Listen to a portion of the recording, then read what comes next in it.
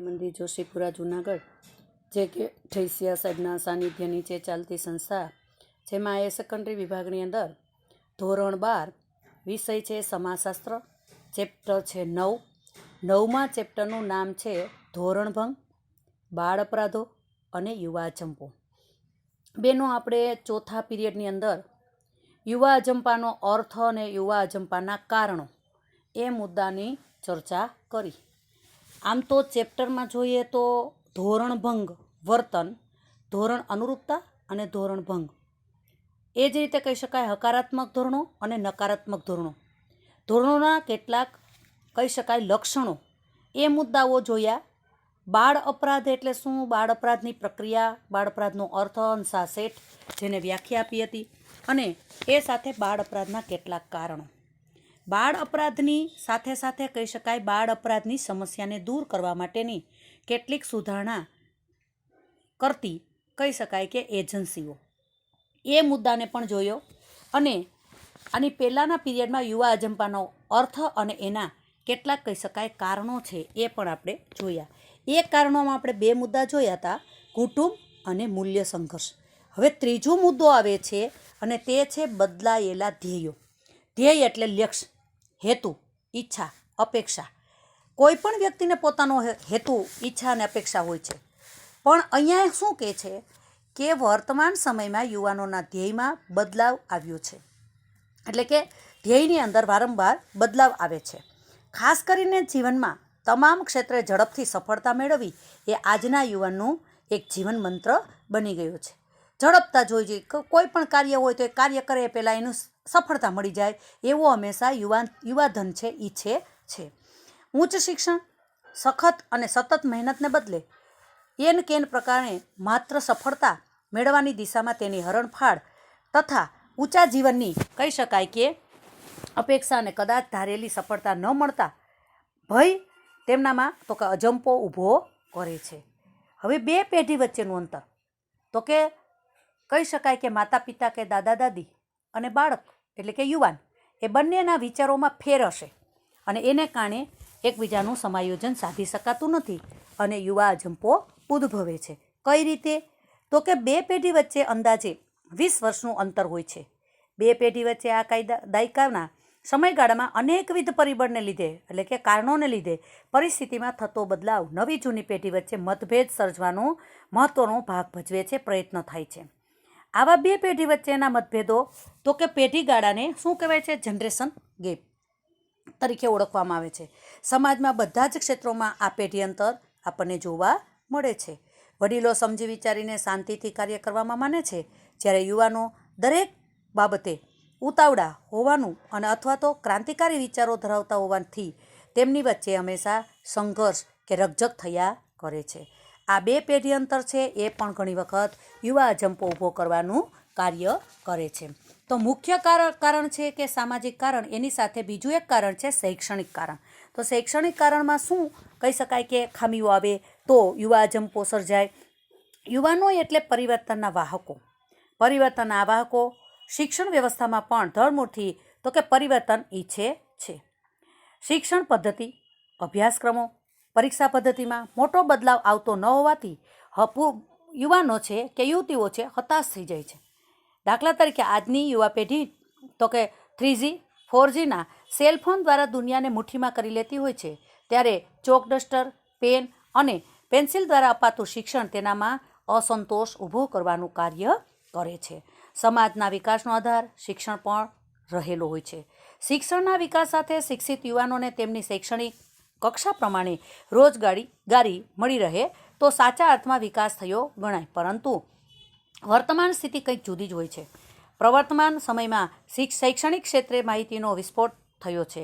શિક્ષિત યુવાનોની એમ કહી શકાય કે સંખ્યામાં દિન પ્રતિદિન સતત કહી શકાય વધારો થતો જોવા મળે છે.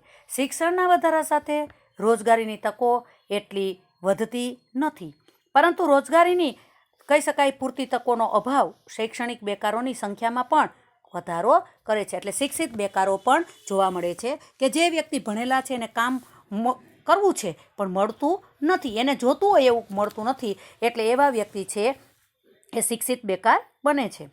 પરંતુ રોજગારીની પૂરતી તકોનો અભાવ શૈક્ષણિક બેકારોની સંખ્યામાં વધારો કરે છે. રોજગારી ન મેળવી શકવાની સ્થિતિમાં યુવાનોમાં હતાશા અને નિરાશા જન્મે છે અને જે યુવાનો તો કે અજંપાના ઉદ્ભવ માટે એક જવાબદાર બની રહે છે. હવે આવે છે કે પેજ નંબર 92 પર તો કે યુવાનોને વિદ્યાર્થી જીવનમાં યોગ્ય શૈક્ષણિક માર્ગદર્શન મળે એ પણ જરૂરી છે.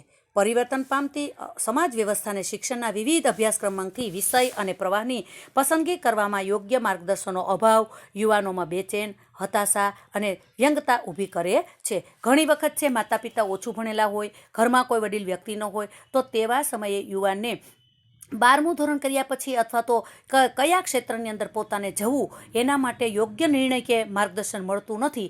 ત્યારે એવા બાળકો છે કે એવા યુવાનો છે એ પણ તો કે અજંપા તરફ છે એ વળે છે.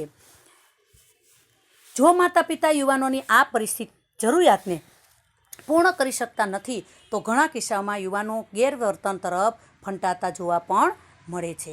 શિક્ષણ વ્યવસ્થા યુવાનોના જીવનમાં 2 પ્રકારના કાર્યો કરતી હોય છે. એટલે શિક્ષણથી 2 કામ થાય છે. શું? તો કે યુવાનને એક શિક્ષણ આપવું કે જેથી તે જીવન નિર્વાહ કરી શકે અને બીજું સામાજિકીકરણ કરવું તે છે. યુવાનો તો કે ઉચ્ચ શિક્ષણ મેળવી વધુ સારી સ્થિતિ માટે પ્રયત્ન કરે છે. ત્યારે શિક્ષણની તુલનામાં નિમ્ન દરજાની નોકરી મળે કે નોકરીની તક ન મળે અને જેની મહત્વાકાંક્ષા માટે આંચકારૂપ સાબિત થતી હોય છે અને ધાર્યું હોય છે કે ઊંચી નોકરી મળશે પણ એ મળતી નથી અને નિમ્ન કક્ષાની નોકરી એ સ્વીકારવા તૈયાર થતો નથી. પરિણામે શિક્ષણ વ્યવસ્થા તરફ યુવાનોની માં અસંતોષ, આક્રોશ અને હતાશાનો ઉદ્ભવ કરાવે છે.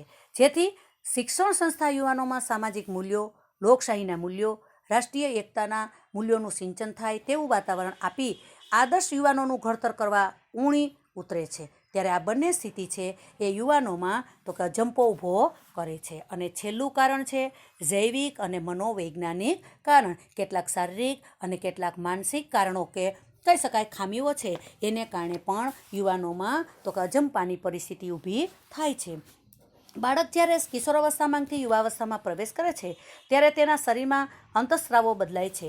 એટલે કે 12 વર્ષથી 16 વર્ષના ગાળાની અંદર કિશોરાવસ્થાની અંદર એ બાળક છે પછી 16 કે 17 વર્ષનું થાય અને જેમ મોટું થતું જાય તેમાં એના અંતઃસ્રાવોમાં ઘણો બધો ફેરફાર થતો જોવા મળે છે, જેની સીધી અસર તેની મનસ્થિતિ પર પડે છે.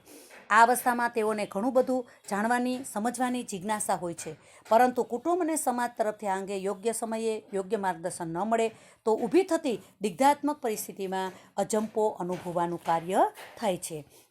આવી અવસ્થામાં તેનામાં અતિ લાગણી, જવાબદારીનો અભાવ, પૂર્ણ સમજશક્તિનો અભાવ હોય છે. આ અવસ્થામાં તેણે યોગ્ય માર્ગદર્શન મળે તો તે સમજપૂર્વક યોગ્ય વર્તન કરતા થઈ જાય છે. પણ જો યોગ્ય માર્ગદર્શન ન મળે તો સમાજ માટે તે ખંડનાત્મક વર્તન કરવા પણ પ્રેરાયમાન બને છે.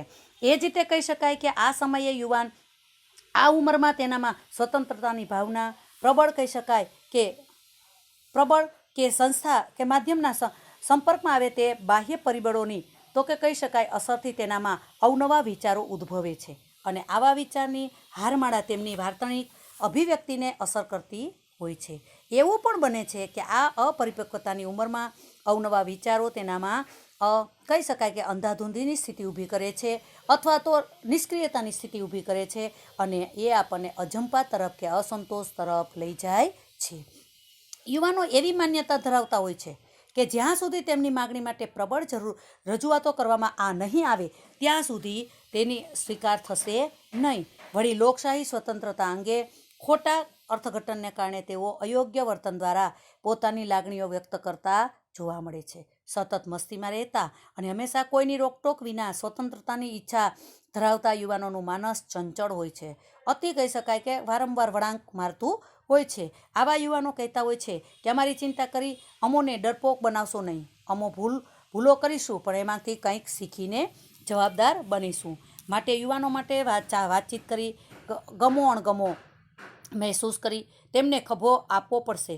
બીજા શબ્દોમાં એમ કહી શકાય કે તેમના પ્રશ્નને સમજી તેને માર્ગદર્શન પૂરું પાડવું પડશે. અને જો કહી શકાય કે ધોરણ વિરુદ્ધ વર્તન માટે અનેક પરિબળો જવાબદાર તો હોય જ છે, પણ સમાજનું સુગઠન અને સાતત્ય જળવાઈ રહે એ માટે સમાજના પ્રત્યેક કહી શકાય સભ્ય પ્રસ્થાપિત ધોરણો અને મૂલ્યોને આત્મસાત કરી તેની વર્તન ઢબને સમાજ માન્ય વર્તન રીતિમાં પરિવર્તિત કરે તે ખૂબ જરૂરી છે. ધોરણો અને મૂલ્યોને આત્મસાત કરવામાં નિષ્ફળતા ધોરણભંગ વર્તનની સ્થિતિ પેદા કરે છે.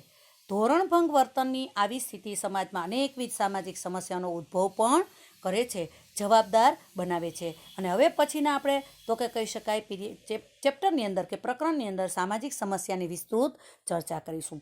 અહીંયા બહેનો આપણને 92 પેજ ઉપર સ્વાધ્યાયના પ્રશ્નો મૂક્યા છે. એમાંથી બોર્ડ ઉપર અવારનવાર બાળ અપરાધનો અર્થ આપી બાળ અપરાધના કારણો છે એ વારંવાર પૂછાય છે. એ જ રીતે બાળ સુધારણા સંસ્થાઓમાંથી કોઈ પણ 5 સંસ્થાઓની સમજૂતી આપો. કેવી તો કે બાળ અદાલત છે, પ્રોબેશન છે, પછી એ સાથે કહી શકાય બોસ્ટલ શાળા છે, એ આવા મુદ્દાઓ છે મૂકેલા હોય છે. આ ઉપરાંત એમ કહી શકાય કે યુવા અજંપાનો અર્થ આપી તેના કારણોની ચર્ચા કરો.